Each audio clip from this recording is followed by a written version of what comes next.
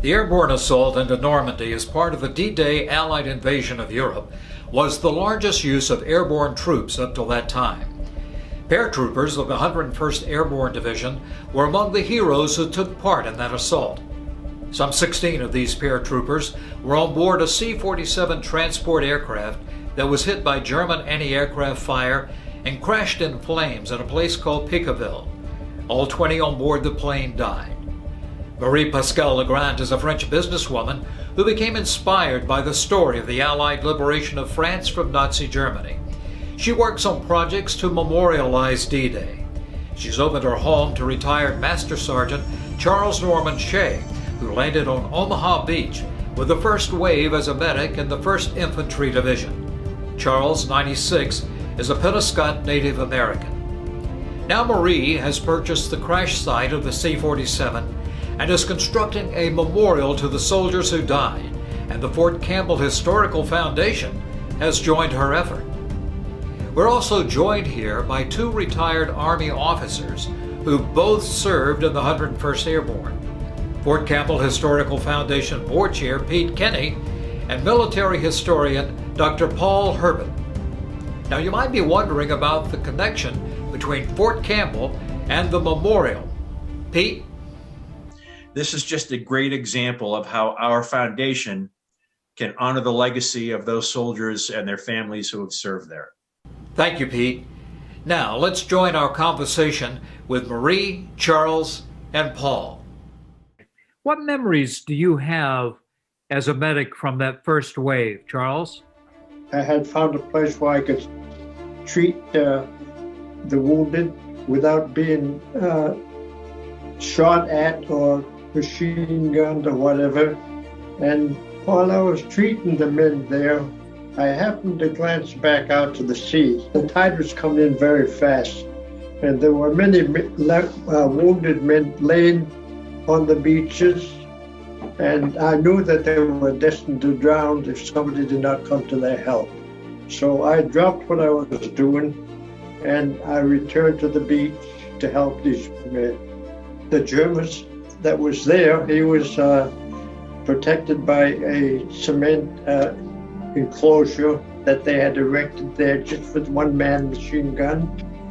They say that he killed at least 200 Americans with his machine gun.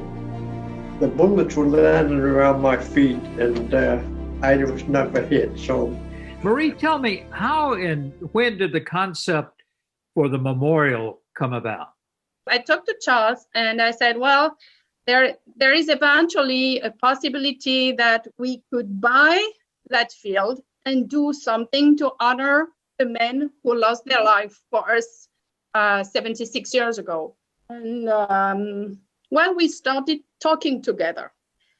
And then I called the guy and I said, well, we are okay to buy it. The idea came up that we should do the plane at scale 1. And at the beginning, I said, well, we will do it in a colored cement. And then after a few weeks, I said, no, it's too, I don't want to bring tons of cement over there. We have to maintain the site as natural as possible. And then came up the idea of we could do the shape and plant trees, 1 tree for each man. We never know, maybe we will be able to find another family or 3 or 4 families. That was the maximum I thought at what time it would be doable. And you know what? We are at 14, right, sir? Right. This one thing to do to erect a memorial, that's okay. That's very good. But if we can add a human value, that means that these families will have a spot. And they will know, and they will be able to come over here and to present their respect and pray for that's fantastic. And that gives all the sense I wanted to have. Several have indicated their desire to come. Another very important dimension of this work is this passing of this story, this legacy on to a younger generation who has no living memory of World War II and maybe no real appreciation for it all. I think as a society, we are sort of forgetting the scale of the effort, right? and then the tremendous impact on every single community across the country.